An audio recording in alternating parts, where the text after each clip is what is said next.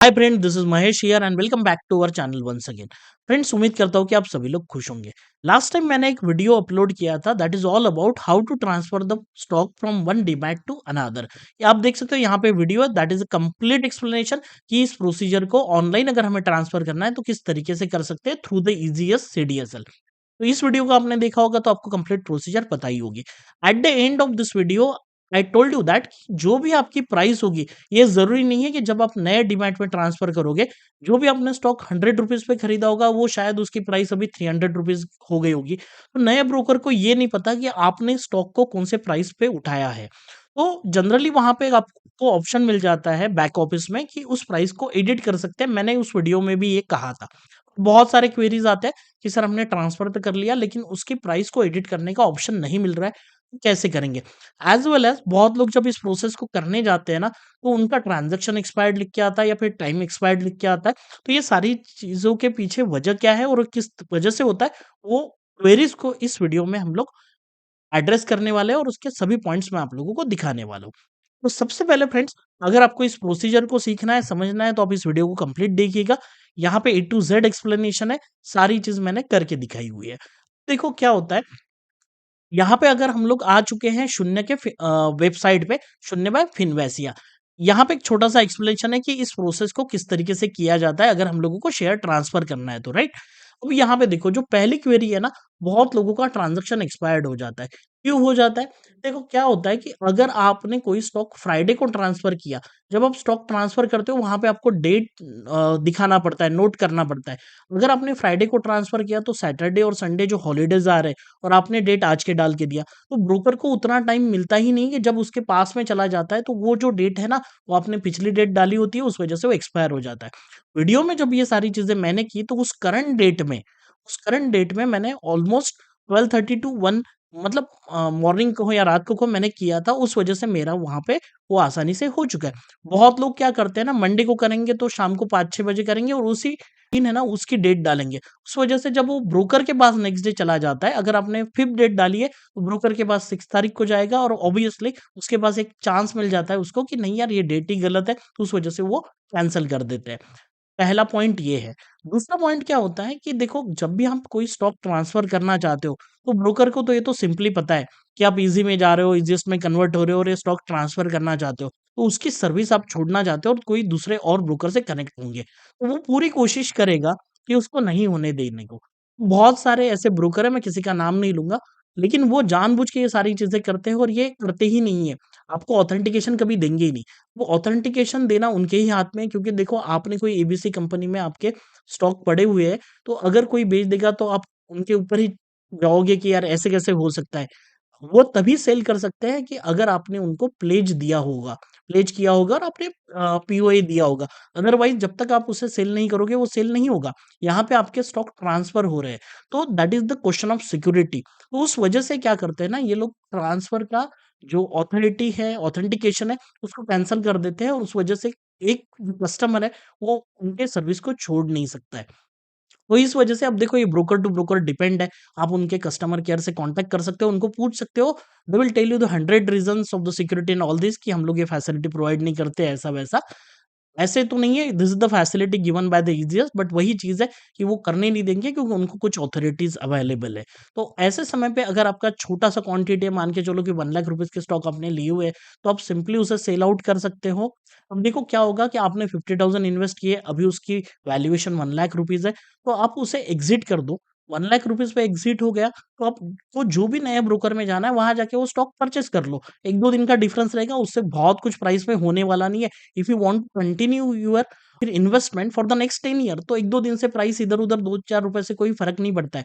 तो ऑब्वियसली क्या होगा, जब आप 1 लाख रुपए से वो स्टॉक नया पोर्टफोलियो खरीद लोगे, तो वहां पे आपको प्रॉफिट नहीं दिखेगा।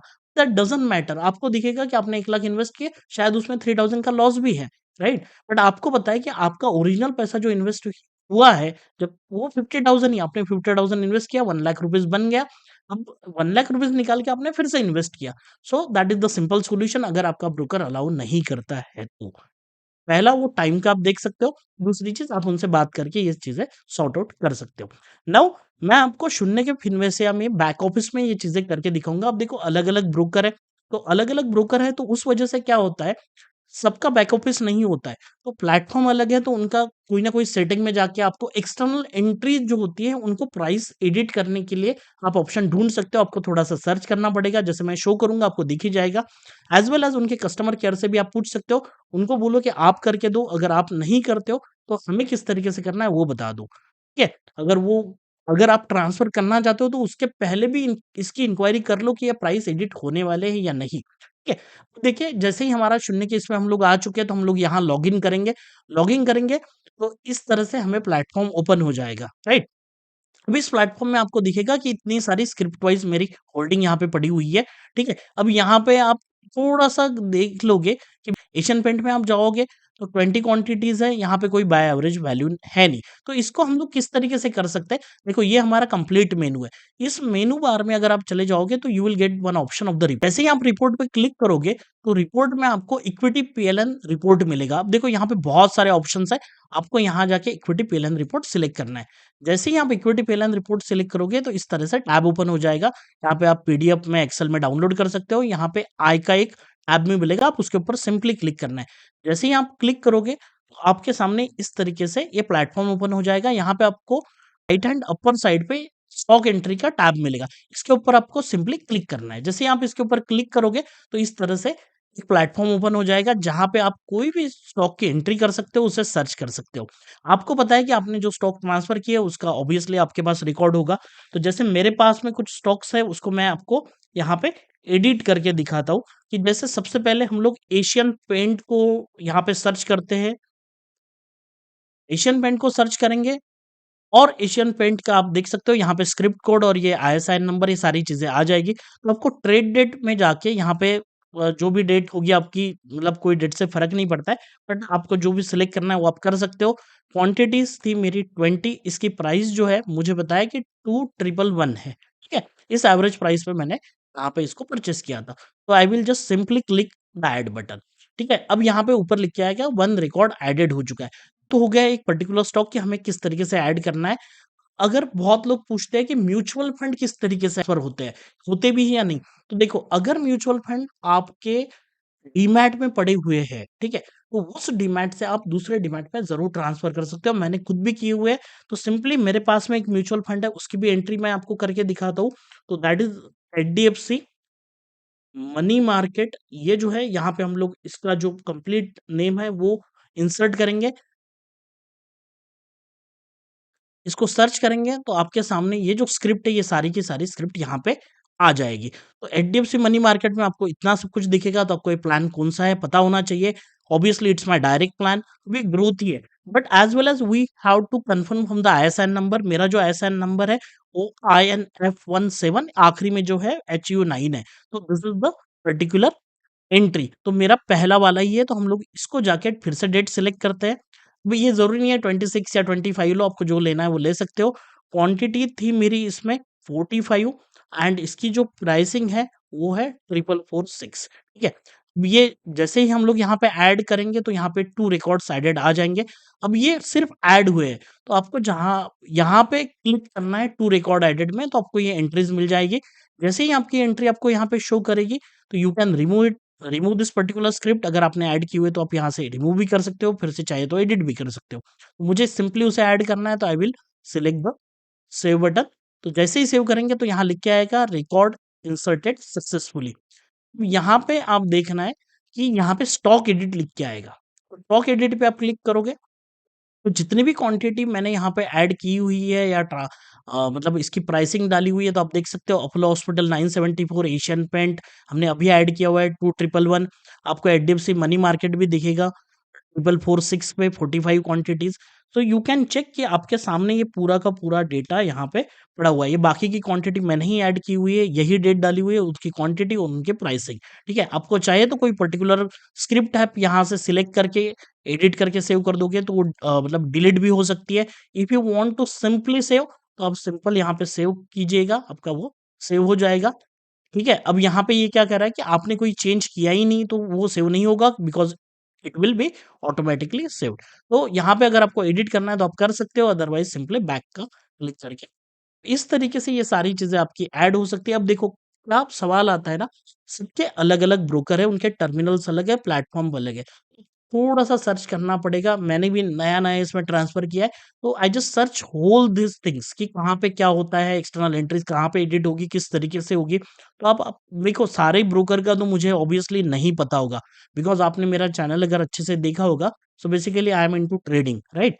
तो अगर आप इवन आपने अभी तक टेलीग्राम चैनल से आप नहीं जुड़े, तो आप हमारे टेलीग्राम चैनल से ज़रूर जुड़ सकते हो। इसका जो लिंक है और हमारा एप्लीकेशन भी है एंड्रॉयड के ऊपर और आईओएस के ऊपर भी है, उसका एक कोड ल रहेगा वो मैं आपको बता दूँगा। तो ये जो सारी चीज़ें आप यहाँ इसकी जो लिंक है वो डिस्क्रिप्शन बॉक्स में नीचे आप लोगों को मिल जाएगी।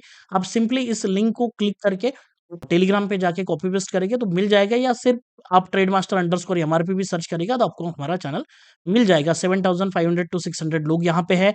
बहुत सारे फेक चैनल है इसी नंबर के साथ, वो वहाँ पे आप लोगों से कुछ पैसा माँगेंगे, 2 दिन के बाद पैसा वो 10 times and 9 times and 20 times हो जाएगा। इस तरीके से हमारे यहाँ कोई बातें नहीं होती है।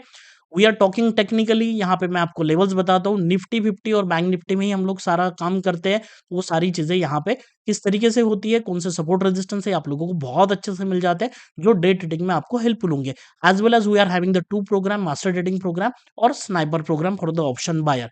आप इसे भी चेकआउट कर सकते हो। हमारा जो लिंक है एप्लीकेशन का वो आपको यहाँ पे भी मिल जाएगा, टेलीग्राम पे और डिस्क्रिप्शन बॉक्स में भी नीचे मिल जाएगा। वहाँ से भी डिस्काउंट्स वगैरह होते हैं, वहाँ से आप लोग वो सारी चीज़ें सीख सकते हो। सो फ्रेंड्स उम्मीद करता हूँ कि आप लोगों को वीडियो काफ़ी पसंद आया होगा और ये जितनी भी क्वेरीज़ थी आपकी वो भी क्लियर हो चुकी होगी। फ्रेंड्स इतनी सारी चीज़ें मैंने आप लोगों को एक्सप्लेन की तो आप लोगों को ज़रूर इसकी हेल्प होगी और आपको वीडियो पसंद आया होगा तो you can hit the like button and share this video with friends and family जिनको भी इसकी ज़रूरत होगी। एंड फ्रेंड्स मिलते हैं नेक्स्ट वीडियो में, तब तक के लिए जय हिंद, जय भारत।